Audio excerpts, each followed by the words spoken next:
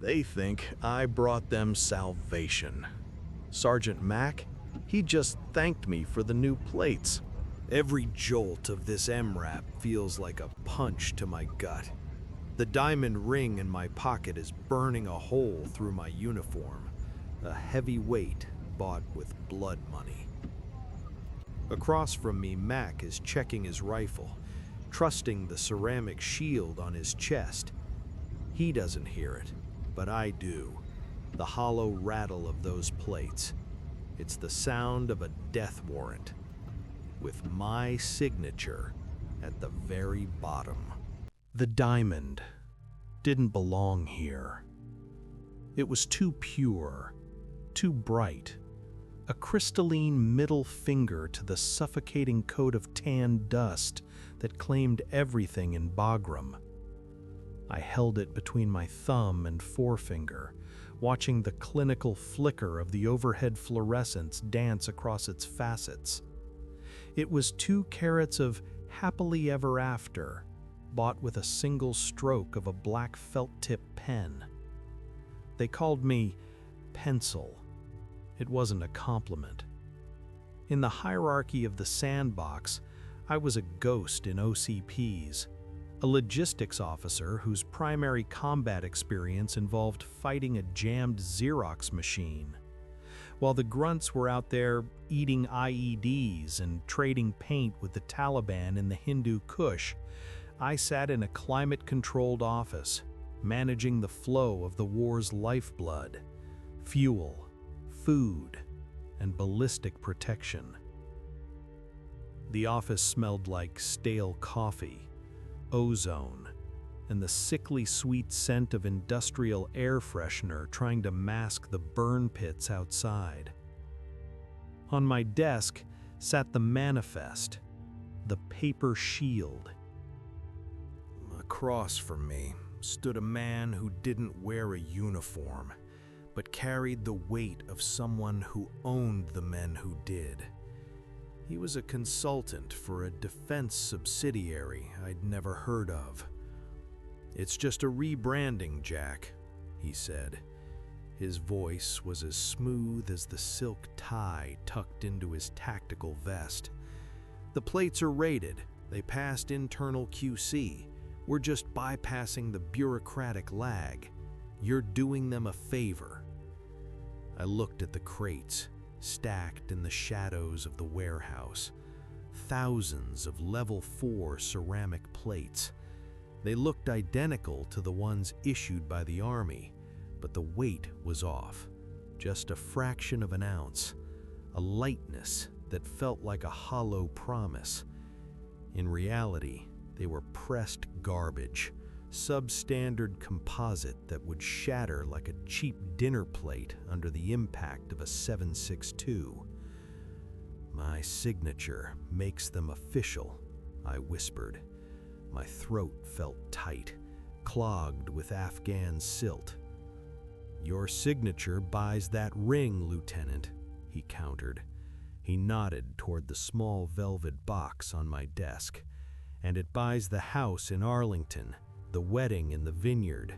It buys the life Sarah deserves." I thought of Sarah. I could almost hear her voice through the grainy FaceTime lag of our last call, talking about peonies and venue deposits. She was the only thing clean left in my world. She saw me as a hero. The rhythmic thump, thump of distant mortars echoed through the floorboards. It was a heartbeat, low and steady. I picked up the pen, the ASMR of corruption, the soft scritch of the nib against the high-quality paper, the rhythmic click-clack of the heavy-duty stapler as I attached the forged results. Chunk, one signature. Chunk, one stamp. Chunk. With every movement, I was signing a soul away. I wasn't pulling a trigger, but I was loading a malfunction into 1,000 rifles. I was telling 1,000 mothers that their sons were safe behind a wall of ceramic that I knew was nothing more than a paper shield. "Good man, Jack," the consultant said, sliding the velvet box toward me. I didn't feel like a good man. I felt a cold, leaden sensation in my gut. I tucked the ring into my pocket, the sharp edges of the diamond pressed against my thigh like a needle. Outside, the sun was setting, turning the sky into a burning amber.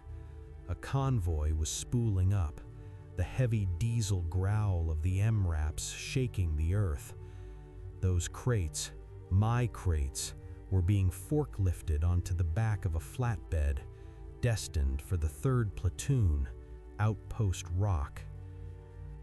I watched them go, the dust from their tires coating my boots. I had the ring, I had the money, but as I touched the dog tag chain around my neck, the metal felt like ice. I was a logistics officer. I knew how to count, and I knew that eventually the math of this betrayal would come due. I just didn't know I'd be the one there to collect the receipt. The transition from the air-conditioned purgatory of Bagram to the raw, jagged teeth of the Hindu Kush happened in a blur of vibrating aluminum and the smell of jet fuel.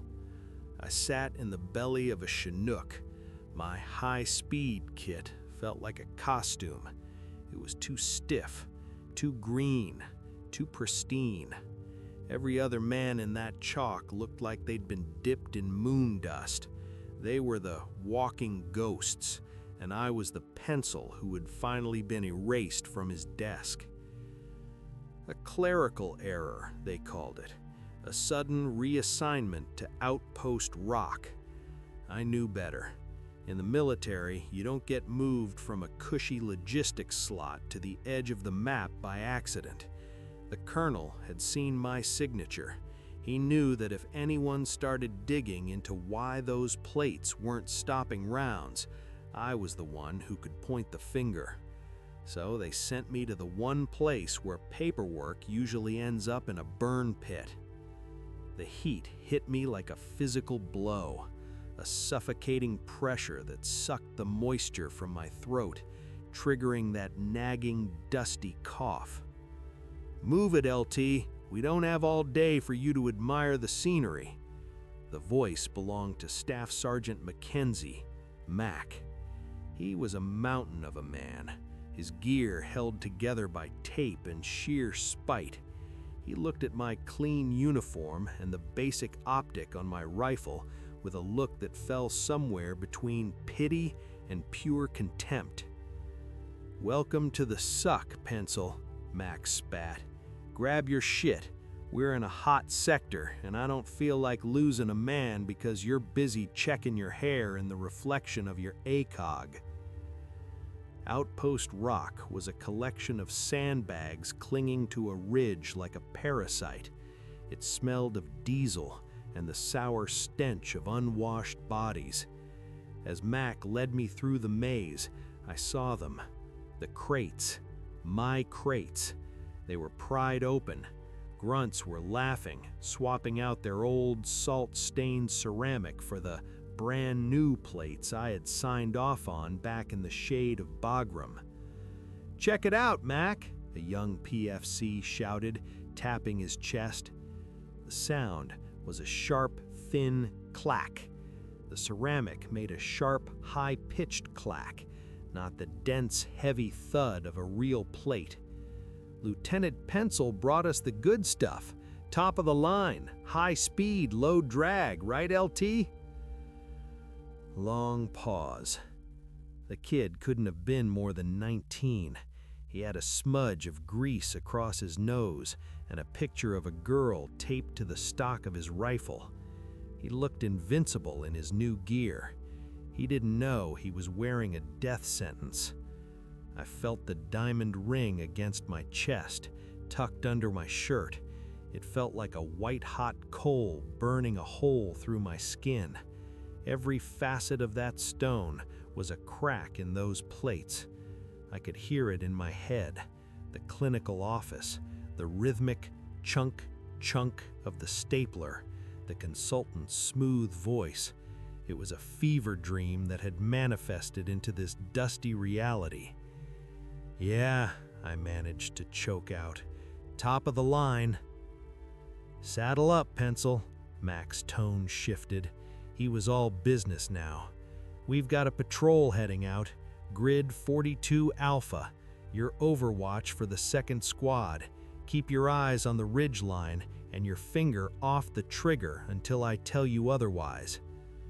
I adjusted my kit. The plates in my own carrier were the good prototypes, the ones the consultant had given me to ensure I felt safe. I was the only man in the platoon wearing armor that actually worked. As we stepped out of the wire, the sound of the bass faded, replaced by the rhythmic crunch of boots on shale and the low drone of a distant UAV. My heart hammered against the diamond ring. I was looking at a line of walking dead men, and I was the one who had measured them for their coffins. The silence of the valley was a lie. It was a heavy, pressurized thing that sat on your eardrums, broken only by the rhythmic clack-clack of gear and the labored breathing of 20 men moving through a godforsaken oven. We were deep in the draw of Grid 42 Alpha. The ridgelines towered above us like the walls of a corridor leading straight to hell. "Eyes on that high ground, Pencil." Mac's voice crackled over the pelters, low and jagged. "Sectors of fire. Don't get tunnel vision on your boots." I adjusted my grip on the M4. My palms were slick inside my gloves.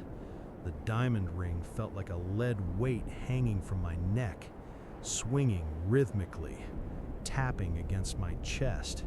A countdown I couldn't stop. I looked ahead at PFC Miller. He was point for the 2nd Squad, moving with that youthful, bouncy confidence. He looked back at me and winked, adjusting his new kit. Then, the world turned into a meat grinder. Pause. The first shot didn't sound like a shot. It was a whip crack that echoed 3 times off the canyon walls. Then came the deluge. The heavy, rhythmic thumping of a PKM opened up from the northern ridge, stitching a line of dust fountains across the shale.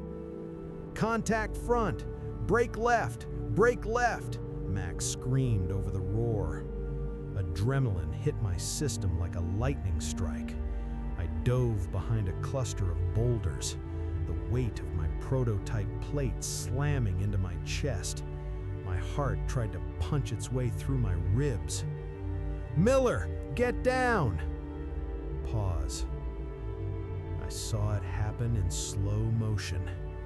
Miller was caught in the open, transitioning to a kneeling position to return fire. A 7.62 round from a sniper rifle caught him, dead center of his chest plate. In a normal world, with a real level 4 plate, Miller would have been knocked on his ass. He'd have a couple of broken ribs and a hell of a story to tell. He would have rolled, crawled to cover, and kept fighting. Instead, I heard it. It wasn't a dull, heavy thud. It was a sickening, crystalline crack, the sound of a dropped porcelain sink shattering on a concrete floor. Miller's body didn't just fall, it folded. He didn't bounce back. He slumped forward, his rifle clattering into the dust. The paper shield hadn't caught the round, it had welcomed it. The substandard ceramic had pulverized on impact, turning into a spray of jagged shrapnel that tore through his chest and out his back. "Medic! Medic up!" Mac was screaming. I was paralyzed. I watched as Mac dragged Miller behind an embankment. The kid's face was a mask of gray dust and shock, his chest a ruin of shredded nylon and white ceramic shards that looked like broken eggshells. As the medic cut away the vest, a piece of the front carrier fell toward me. I stared at it. There, printed on the inside, was the rebranded logo, the one I'd personally verified. And right next to it, the faint, indelible mark of my own digital signature from the manifest. It was my name, and it was covered in Miller's blood. The nausea hit me then, a violent physical surge. I vomited into the dust, my body convulsing. It wasn't the fear of the bullets snapping overhead, it was the crushing weight of the math. 2 carats, 1 signature, 1 dead kid. "Pencil, get your head in the game, or you're gonna be next," Mac roared. He didn't see the signature. He didn't see the shattered porcelain. He just saw a lieutenant losing his nerve in the middle of a kill zone. I looked at Miller. His eyes were fixed on the hazy sky, the light fading from them. The ring burned against my chest, an incandescent brand. I wasn't just a liaison anymore. I was an executioner. I'm up, I whispered. My voice sounded like it belonged to a ghost. I gripped my M4, my knuckles turning white. The fog of war had lifted, and in its place was a terrifying, absolute clarity. I had sold their lives for a diamond, and now I was standing in the middle of the receipt. The night air at Outpost Rock didn't bring relief. It just made the smell of cordite and diesel stick to your skin like a second uniform. We had limped back to the wire an hour ago. The silence of the base felt heavier than the gunfire had been. Miller was in a black bag, waiting for a flight out of this hellhole. And Mac was in the TOC, screaming at a major about why top-of-the-line ceramic had shattered like a dropped beer bottle. I sat in the shadows, the low-frequency hum of the generator vibrating through my spine. It was the only place I could be alone with the math. My hands were stained, a dark crust of Afghan dirt and Miller's life under my nails, a permanent record of my clerical error. Then the satellite phone in my pocket chirped, a sharp digital bird call in a valley of ghosts. I didn't want to answer it. I wanted to smash the thing against the Hesco bastions until the screen was as shattered as Miller's chest. But I couldn't. It was the only tether I had left to a world where I wasn't a murderer. "Jack?" Sarah's voice was thin, filtered through layers of static and thousands of miles of ocean. She sounded like she was in another dimension. In her world, it was morning. She was probably holding a mug of coffee, looking out at a street where people didn't have to worry about the high ground.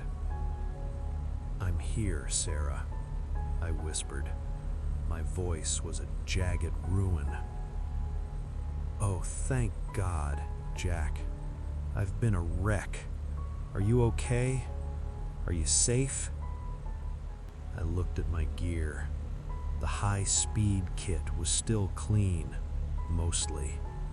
My own plate was still solid, a thick, heavy slab of security that none of the men around me possessed. "I'm fine," I lied. The word felt like a stone in my mouth. One of the kids, Miller, he didn't make it. "I'm so sorry, Jack," she whispered. "I know how much you care about those guys. It's why you're there, because you're the one who makes sure they have what they need." The irony was a physical blow. The diamond ring, tucked under my shirt, seemed to pulse against my skin, a white-hot burn. Every carat was a crack in a ceramic plate. Every facet was a shrapnel wound. "Jack, listen." Her voice shifted. The professional edge was back. "I've been working on something. It's big. It's about the procurement contracts you were handling at Bagram." My heart stopped. The generator's hum seemed to grow into a roar. "I found a whistleblower," she continued. "He's talking about a massive corruption scandal. Substandard level 4 plates, rebranded and pushed through the system with forged signatures. People are getting rich off of cardboard armor." I couldn't breathe. The fog of war had followed me back to base. "The best part?" Sarah said. I could hear the pride in her voice. "I'm getting copies of the manifests tomorrow. I'm gonna break this wide open, Jack. I'm gonna find the bastard who signed those papers and make sure he never sees the sun again. I'm doing this for you, for Miller, for all of them."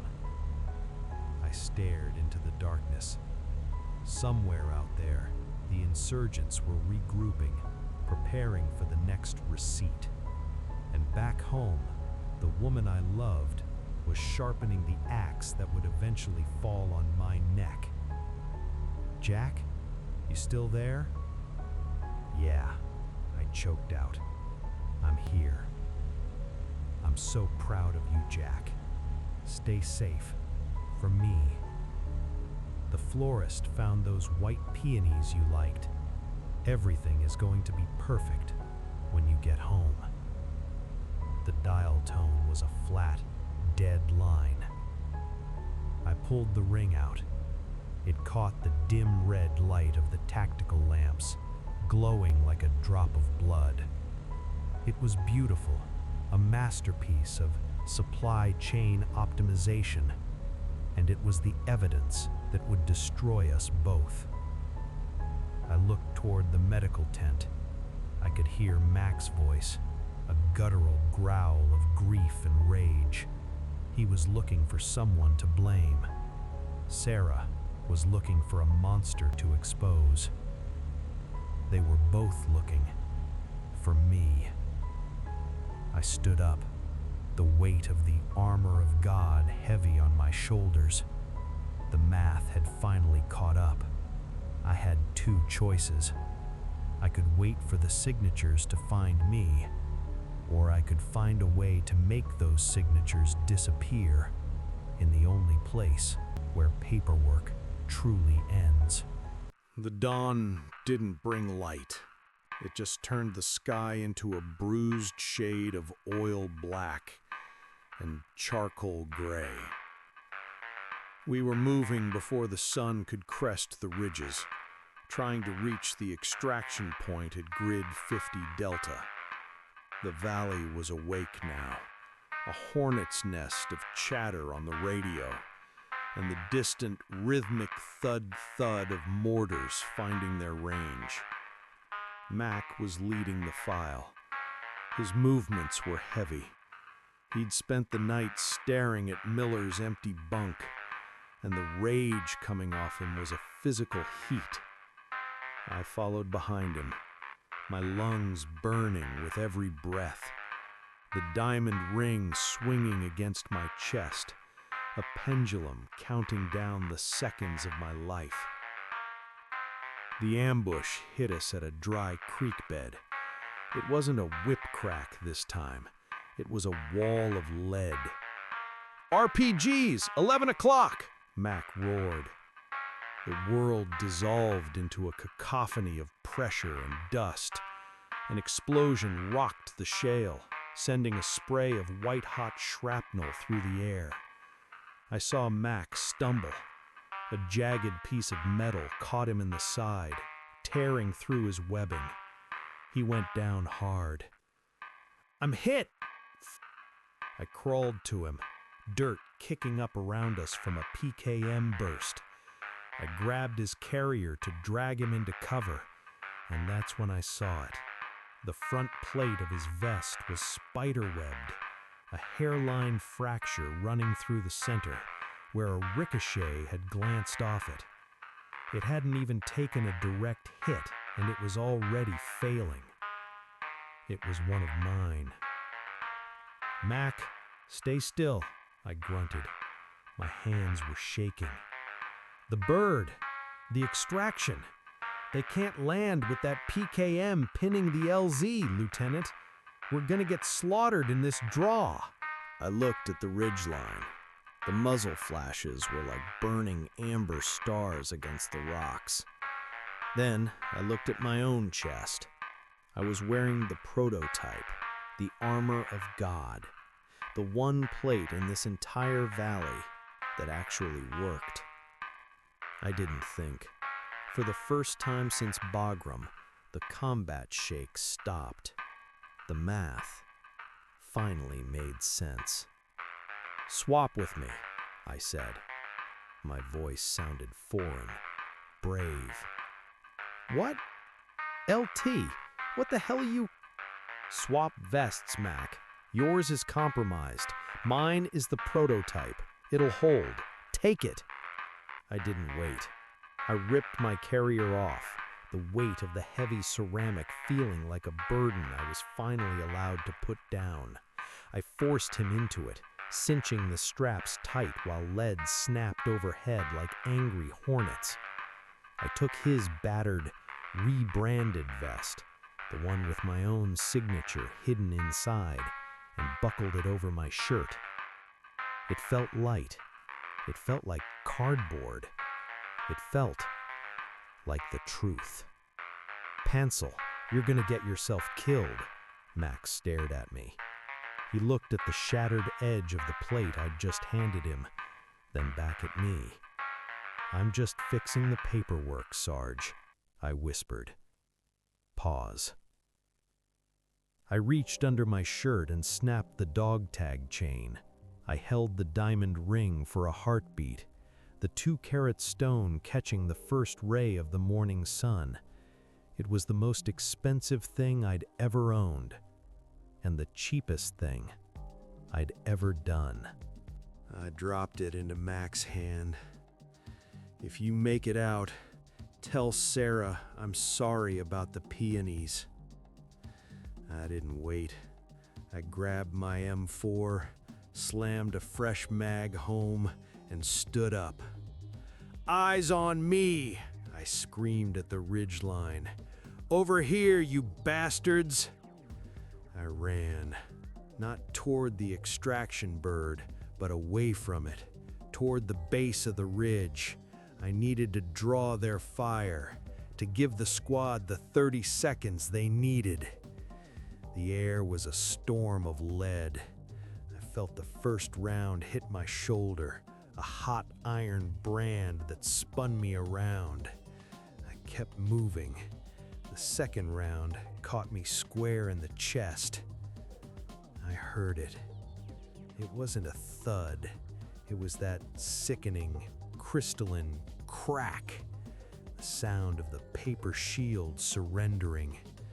I felt the ceramic pulverize, turning into a spray of white shards that tore into my lungs. I hit the dirt, the taste of copper and silt filling my mouth. The fog of war began to close in, a thick gray veil that muted the sound of the rotors as the extraction bird finally touched down. I rolled onto my back, looking up at the hazy sky. The weight was gone. The signature was finally being erased. The last thing I saw was the ring lying in the mud a few feet away. It didn't look beautiful anymore. It just looked like a piece of glass, half buried in the filth, slowly being covered by a dark, oil-black smear of my own blood. The math was done. The receipt was paid. I closed my eyes as the silence of the valley finally became real. This concludes today's entry in the War Tape Files. History is written in the records we leave behind. To help us preserve more of these stories, subscribe and join our archive. Thank you for watching.